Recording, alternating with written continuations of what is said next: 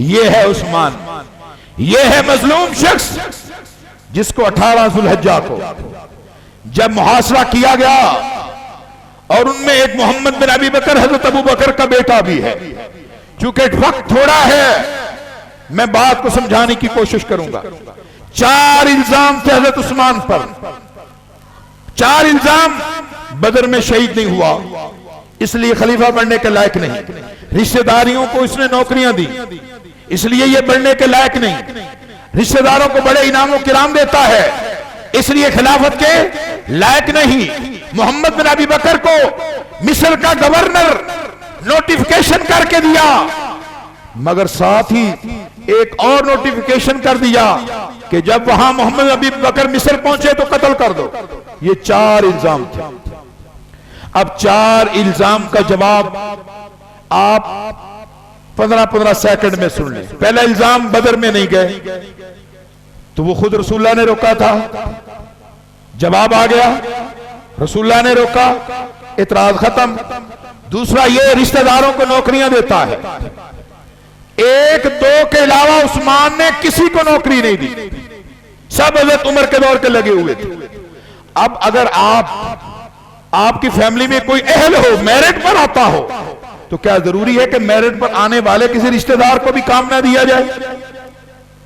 اعتراض اس پر ہونا چاہیے کہ جو بندہ میرٹ پر نہ اترتا ہو۔ کیا خیال ہے؟ میرٹ کا مطلب یہ ہے کہ جو میرٹ پر آئے وہ آگے آئے۔ وہ 1-2 بندوں کے علاوہ کوئی مثال پھر نہیں ملتی۔ یہ جی اپنے رشتہ داروں کو انعام کرام دیتا ہے۔ اس کا جواب یہ ہے، افریقہ میں 4 مرتبہ مسلمانوں نے علاقہ فتح کیا، 4 مرتبہ بغاوت ہو جاتی، آخری کمانڈر کو، مسلمان جو کمانڈر تھا اس کو افریقہ کے اس علاقے کے کمانڈر نے پکڑ کر بڑے اندوہناک طریقے سے شہید کیا۔ حضرت عثمان تک خبر آئی، آپ نے کہا، ان کا ایک رشتہ دار تھا، جرری آدمی تھا، جنگجو تھا، کہا تم جاؤ لشکر کی کمان سنبھالو، اور شرط یہ ہے کہ اس کو پکڑو، اس کو اسی طرح قتل کرو، میں تمہیں 1,00,000 دینار انعام دوں گا۔ اب سوال یہ پیدا ہوتا ہے، پہلے 4 مرتبہ موقع دیا کہ نہیں اور کمانڈروں کو؟ دیا کہ نہیں؟ اب اگر اللہ کو نہیں موجود، دیکھو نا خیبر میں ابو بکر صدیق کو موقع ملا، خیبر فتح نہیں، عمر کو موقع ملا، فتح نہیں، ایسا ہی ہے نا باقی صحابہ۔ اس دن اللہ نے عزت حضرت علی کو دینی تھی، اب اس میں کوئی ایسی بات ہے کل کو کہے جو جی اپنے داماد کو موقع دیا؟ او بھائی یہ اللہ کی مرضی ہے۔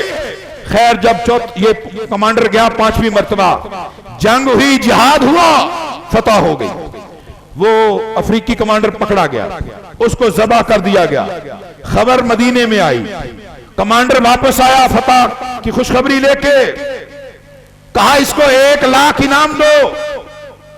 بیت المال والوں نے کہا جی یہ لوگ اعتراض کر رہے ہیں کہ آپ کا رشتہ دار ہے۔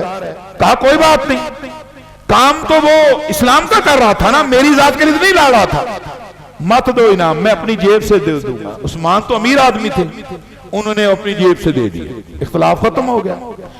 چوتھا اور آخری اختلاف جو سب سے زیادہ شدید، مصر کے گورنر کی بڑی شکایتیں تھی،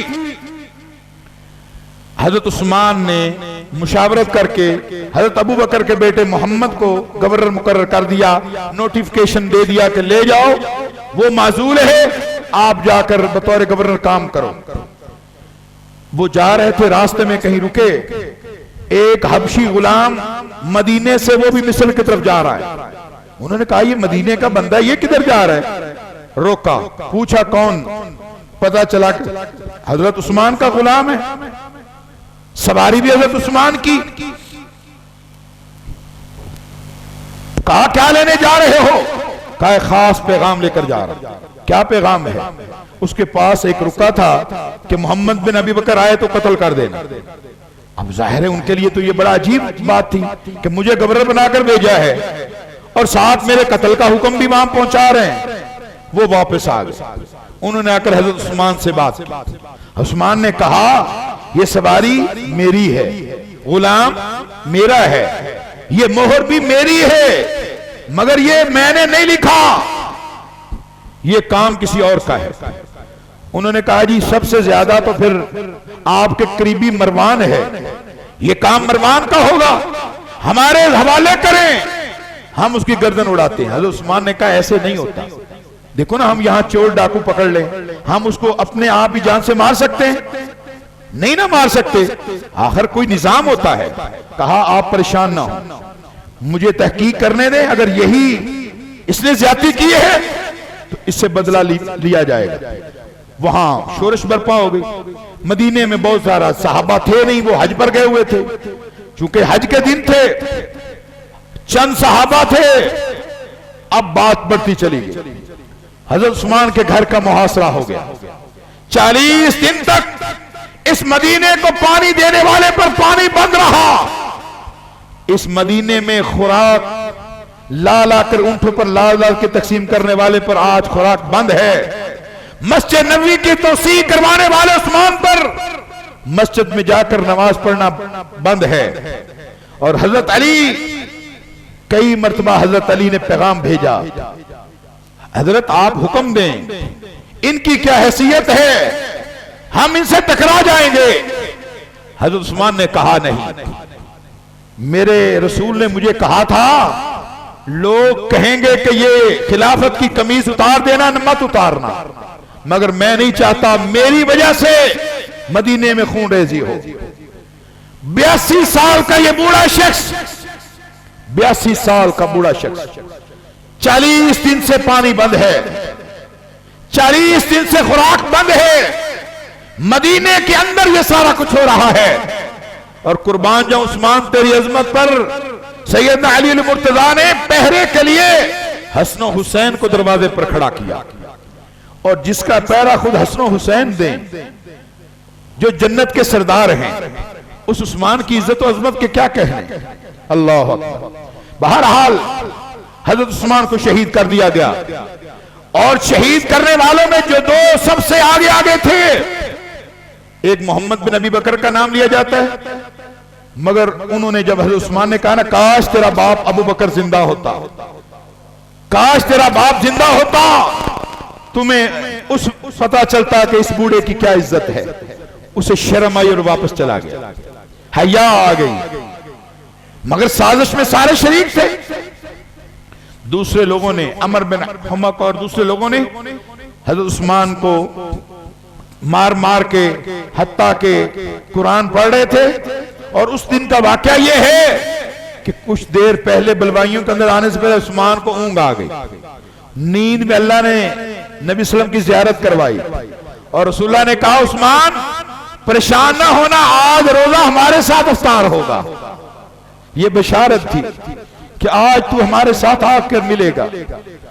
وہ عثمان جو نیت سے روزہ رکھتا ہے اور نیت سے افطار کرتا ہے، یار اس سے زیادہ مظلوم بھی کوئی ہو سکتا ہے؟ ہمارا کسی کے ساتھ تقابل نہیں، ایمان کے ساتھ سوچیں، اس سے بڑا کوئی اور اس سے بڑا کوئی مظلوم ہو سکتا ہے؟ اللہ اکبر۔ اور جب شہادت کی خبر پھیلی، حضرت علی آئے، اور روایت پڑھ کے میری آنکھوں سے آنسو جاری ہو گئے۔ حضرت علی نے حسن و حسین کو تھپڑ مارے، تمہارے ہوتے ہوئے بلوائی اندر کیسے داخل ہو گئے؟ رسول اللہ کا دورہ داماد آج مدینے کے اندر شہید ہو گیا ہے، تم کس لیے یہاں کھڑے تھے؟ انہوں نے کہا بابا دروازے سے کسی کو داخل نہیں ہونے دیا، لوگ زیادہ تھے پیچھے سے گھس گئے، ہم کچھ نہیں کر سکتے تھے، لوگوں کی تعداد زیادہ تھی۔ علی رضی اللہ تعالی نے اللہ کو مخاطب کر کے کہا الہی تو گواہ ہو جا، عثمان کی شہادت سے میں بری ذمہ ہوں، اللہ ہم تیری پناہ مانگتے ہیں، اللہ اس ظلم میں ہمارا کوئی ہاتھ نہیں۔ یہ حضرت علی کا اعلان کر رہے تھے۔ اللہ